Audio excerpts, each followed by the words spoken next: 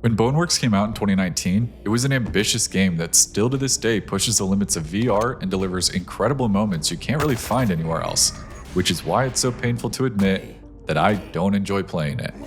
Based on my comment section, I think that might bother more than a few people, but hear me out. If Boneworks is your favorite VR experience, I completely understand why. With the freedom, tools, and mechanics this game gives you, there really isn't anything else like it, besides its sequel Bone Lab. The physics-driven gameplay is a bold and distinct vision for VR that was and is way ahead of its time, and it's a very important benchmark for pushing our expectations of VR experiences. But for me personally, I think Boneworks was too ahead of its time, and the technology just really isn't ready to support its vision for VR, leading to an often frustrating and janky experience that just doesn't work for most people. VR as a medium is still grappling with one of the most important aspects of an immersive experience: how to represent your physical body. A challenge made even more complicated by the fact that for the vast majority of VR players, the only tracking data games can use comes from their hands or their head. Developers have primarily taken one of two approaches to this problem. The first is the classic floating hand solution, where typically only your hands are represented in-game and occasionally a floating torso. The other solution is a full body with arms and legs fully represented in-game, with the software estimating the placement of your limbs to often mixed results. While there are pros and cons to both approaches, I still personally tend to prefer the floating hands with VR as it is right now.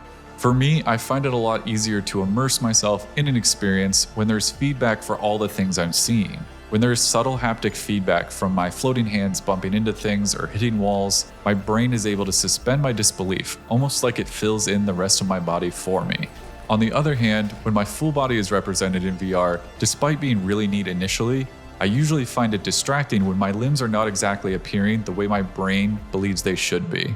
That's not to say that full body doesn't work. Some of my favorite games have full bodies represented, and to Boneworks' credit, I think they actually do a really good job of making the guesswork believable. But where Boneworks really becomes frustrating for me is in its commitment to physics alongside that full body representation with a lack of feedback. When I talk about feedback in VR, I'm referring to cues, both visual and haptic, that games provide to make actions feel real.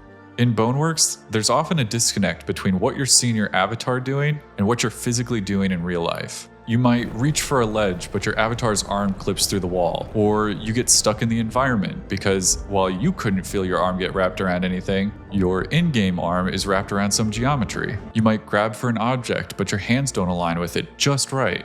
I can't even begin to explain how many times I would be climbing on something and got stuck and confused because I didn't realize my in-game legs were just hanging straight down, blocking the rest of my body from moving forwards. Issues like these can make actions feel awkward and break immersion at best, and become infuriating at worst. In my Half-Life Alyx video, I already established that for me, it's my gold standard for VR.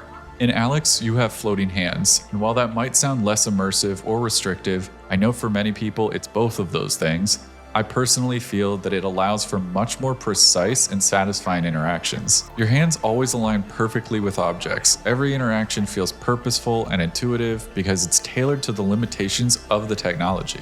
The game prioritizes the feedback loop between the player's movements and what happens in the game, which maintains immersion far more effectively than I think Boneworks does. I have no doubt that with more time spent in Boneworks, it could become a pretty intuitive system with endless possibilities. If you spend any time looking through clips of the game, you'll see some incredible things. The kind of stuff we all want to do in VR. But that's the real disconnect for me. When I talk about Boneworks to other people, I always say that it's more like learning how to puppeteer a floppy humanoid model rather than existing in a space. You essentially need to relearn how to do basic things, and the game even opens up with a warning that the game is for advanced users.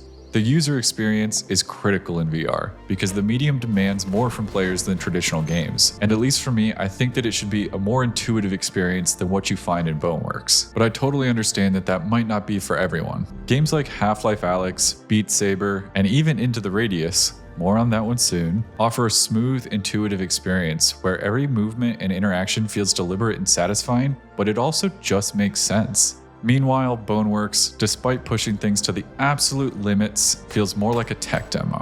It shows what's possible with VR and delivers some incredible moments, but for me it fails to deliver a consistently enjoyable experience. The game's ambition is clear, and we need games like this to push the boundaries of VR. But ambition in this case leads to a jarring experience that breaks immersion rather than enhancing it.